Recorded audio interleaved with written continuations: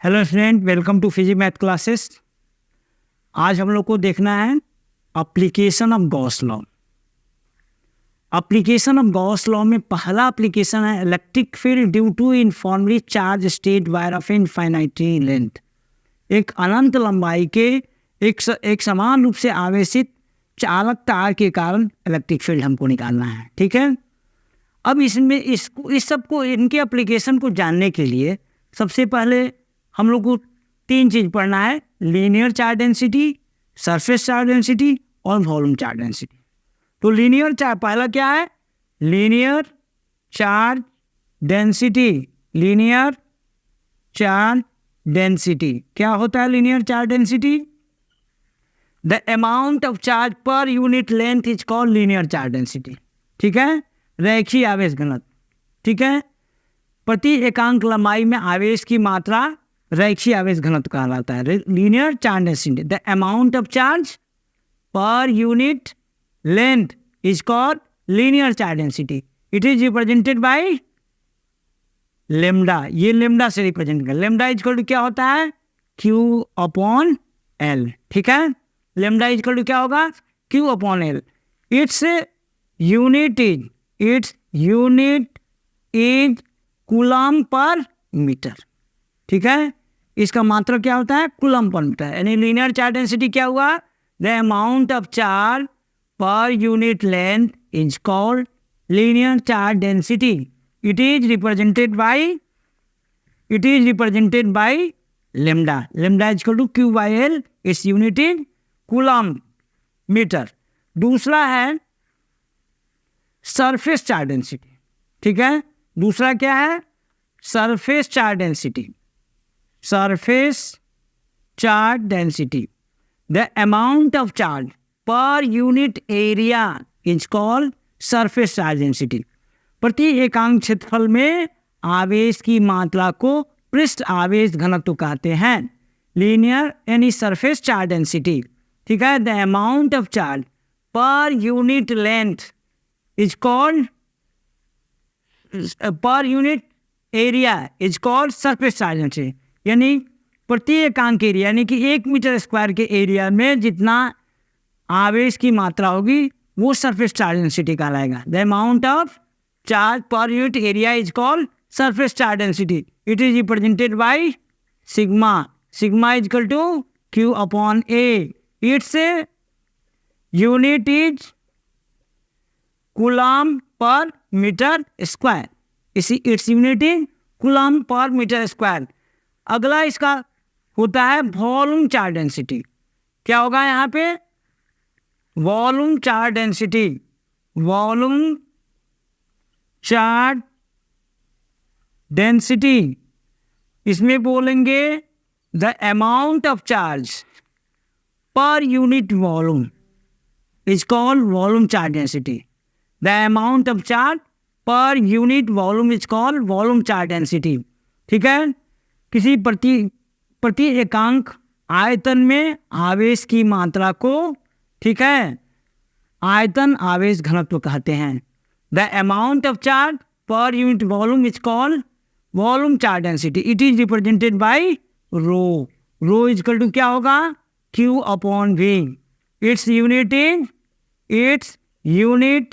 Is coulomb per metre cube. ठीक है, ये its unit is coulomb per metre cube. ये तीनों जानने के बाद अब हम लोग देखेंगे electric field due to uniformly charge straight wire of infinite length. अनंत लंबाई के एक समान रूप से आवेशित चालक तार के कारण विद्युत क्षेत्र की तीव्रता, intensity of electric field due to uniformly charge straight wire of infinite length. Okay, अब इसके लिए देखेंगे हम एक अनंत लंबाई का, इनफाइनाइट लेंथ का, एक इनफाइनाइट लेंथ का क्या है? एक समान रूप से आवेशित एक कंडक्टर है। ठीक है, ये प्लस, इस पर प्लस चार्ज है मान लो। ठीक है, एक अनंत लंबाई का एक समान रूप से आवेशित चालक है। जिस पर धनावेश एक समान रूप से डिस्ट्रीब्यूटेड है। ठीक है, अब इसके कारण intensity of electric field find out करना है। तो इससे आर डिस्टेंस पर एक पॉइंट पी है जहां पे हमको क्या निकालना है, इंटेंसिटी ऑफ इलेक्ट्रिक फील्ड। ठीक है, तो एक इनफाइनाइट लेंथ का एक समान रूप से आवेशित यूनिफॉर्मली चार्ज एक स्ट्रेट वायर है। ठीक है, जिसका लीनियर चार्ज डेंसिटी क्या है, लेम्डा है, जिसका लीनियर चार्ज डेंसिटी लेम्डा है। इससे आर डिस्टेंस पर एक पॉइंट पी है जहां पे हमें क्या निकालना है, जहां पे हमें intensity of electric field find out करना है, विद्युत क्षेत्र की तीव्रता फाइंड आउट करना है। इसके लिए पी से होकर, ठीक है, इसके लिए पी से होकर एक सिलिंड्रिकल गॉसियन पृष्ठ की रचना करते हैं। ठीक है, एक सिलिंड्रिकल गॉसियन पृष्ठ की रचना करते हैं। ठीक है, जिसका लेंथ कितना है, जिसका लेंथ एल है। ठीक है, एक अनंत लंबाई का इनफाइनाइट लेंथ का एक समान रूप से आवेशित यूनिफॉर्मली चार्ज एक वायर है जिसका रेखीय आवेश घनत्व लीनियर चार्ज डेंसिटी लेम्डा है, और इससे आर डिस्टेंस पर एक पॉइंट पी है जहां पे हमें क्या फाइंड आउट करना है, intensity of electric field find out करना है। इसके लिए हम क्या करेंगे, इसके लिए पी से होकर एक सिलेंड्रिकल गॉसियन सरफेस की रचना कंस्ट्रक्शन करते हैं जिसका लेंथ कितना है, एल है, स्मॉल एल होगा लेंथ, जिसका लेंथ कितना है, एल है। ठीक है, अब इससे होकर intensity of electric field find out करने के लिए हम पी के अराउंड एक छोटा सा एलिमेंट ले लेंगे डी। ठीक है, जिसका एरिया वेक्टर क्या है, डी वेक्टर है, और इलेक्ट्रिक फील्ड पॉजिटिव चार्ज के अवे होता है तो इसका इलेक्ट्रिक फील्ड का डायरेक्शन भी क्या हो जाएगा, ई वेक्टर हो जाएगा। ठीक है, एक हम एलिमेंट इसके सबसे ऊपरी सतह पर, ऊपरी सरफेस पर लेंगे। ठीक है, जिसका एरिया डी है और एरिया वेक्टर क्या होगा इसका, डी वेक्टर, लेकिन क्या है, इंटेंसिटी फील्ड इलेक्ट्रिक फील्ड किधर है, इधर है। ठीक है, तो यहां पर इनके बीच का एंगल कितना होगा, 90 डिग्री होगा। ठीक है, यहां पे इनके बीच का एंगल क्या होगा, 90 डिग्री होगा। अब हम मान लो कि इस छोटे से एलिमेंट से हम विद्युत फ्लक्स यानी इलेक्ट्रिक फ्लक्स लेते हैं तो कितना हो जाएगा, d phi E is equal to E vector dot d A vector, और d phi E is equal to E d A cos theta हो जाएगा। E d phi is equal to कितना हो जाएगा, d phi is equal to E d A cos theta हो जाएगा। और यहाँ पे दोनों के बीच का एंगल कितना है, यहाँ पे दोनों के बीच का एंगल 90 डिग्री है, तो कितना हो जाएगा, d phi E is equal to E d A cos 90, और कॉस 90 का मान क्या होता है, 0। तो d phi E is equal to E d A into 0, d phi is equal to क्या हो जाएगा, 0। यानी कि इस सिलिंड्रिकल सरफेस के ऊपर वाले सरफेस और नीचे वाले सरफेस पर इलेक्ट्रिक फ्लक्स क्या होगा, 0 होगा, इसलिए यहाँ पे इलेक्ट्रिक फील्ड भी क्या होगा, 0 होगा। ठीक है, यानी अर्थात यहाँ पे इलेक्ट्रिक फ्लक्स हमें सिर्फ इसके कर्व सरफेस से मिलेगा। इलेक्ट्रिक फील्ड हमको क्या मिलेगा, इसके कर्व सरफेस से मिलेगा। अब हम लोग लेंगे यहाँ पे इसके कारण इंटेंसिटी ऑफ इलेक्ट्रिक फील्ड क्या होगा, इसके कारण इंटेंसिटी ऑफ इलेक्ट्रिक फील्ड क्या होगा। अब हम इस छोटे से ये एलिमेंट के कारण फ्लक्स निकालेंगे, तो यहाँ लिखेंगे electric flux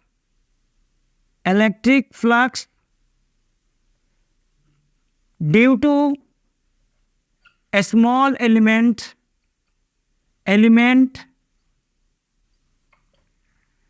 at curved surface of cylinder। ठीक है, यानी कर्व सरफेस पर ही हमको इलेक्ट्रिक फ्लक्स मिलेगा। कितना हो जाएगा, d phi E equal to d A vector dot E vector. D phi E equal to कितना हो जाएगा, d A E cos theta. अब यहाँ पे दोनों के बीच डायरेक्शन सेम है, दोनों के बीच का एंगल क्या हो जाएगा, 0 डिग्री। तो यहाँ पे क्या होगा, d phi E equal to d A E cos 0, cos 0 का मान 1, इसलिए d phi E equal to d A E. Okay, अब पूरे सरफेस के कारण, पूरे कर्व सरफेस के कारण, इस सिलेंड्रिकल गॉसियन पीस की पूरे कर्व सरफेस के कारण, ठीक है, इलेक्ट्रिक फ्लक्स कितना हो जाएगा।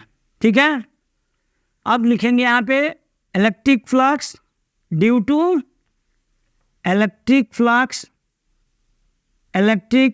Flux due to whole cylindrical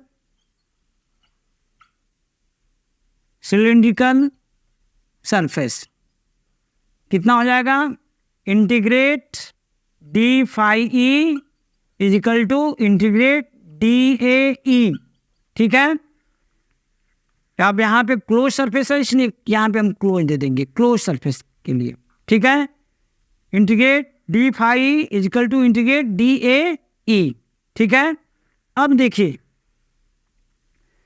सभी जगह, सभी इस कर्व सरफेस के सभी जगह पर, यहाँ ले कहीं भी क्या होगा, इलेक्ट्रिक फील्ड सेम होगा, इसलिए यहाँ पे कांस्टेंट क्या हो जाएगा, ई। तब यहाँ पे निकालने के लिए क्या लिखेंगे, integrate d phi E is equal to कितना हो जाएगा, integrate d phi E is equal to A E sorry E integrate d A. तो फाई इजिकल टू यहाँ पे हो जाएगा ई ए, क्योंकि integrate d X is equal to X, तो integrate d A is equal to A. ठीक है, phi is equal to E into A. अब देखो यहाँ पे ये एरिया किसका हो गया, सिलिंड्रिकल सरफेस का। ये कौन सा एरिया हुआ, टोटल सरफेस एरिया नहीं हुआ, ये हो गया यहाँ पे कर्व सरफेस एरिया। तो फाई ई इजिकल टू कितना हो जाएगा, curve E into curve surface area कितना होता है, 2 पाई आर एच। एच की जगह पर क्या है, एल है, तो यहाँ पे हो जाएगा 2 पाई आर एल। ठीक है, ठीक है, अब लिखेंगे यहाँ पे फ्रॉम गॉस लॉ, क्योंकि गॉस लॉ का ही एप्लीकेशन है। From Gauss law phi is equal to Q by epsilon naught. अब यहाँ पे phi is equal to Q by epsilon naught रखेंगे। ठीक है, तो Q by epsilon naught equal to E into 2 pi R L. अब ई इजिकल टू क्या हो जाएगा, यहाँ पे Q upon 2 pi epsilon not R L. अब देखो Q by L is equal to क्या होता है, लेमडा। लेमडा क्या है, लीनियर चार्ज डेंसिटी, और लीनियर चार्ज डेंसिटी को क्या लिखते हैं, क्यू बाई एल। तब यहाँ पे हमारे पास आ जाएगा E is equal to lambda upon 2 pi epsilon not are.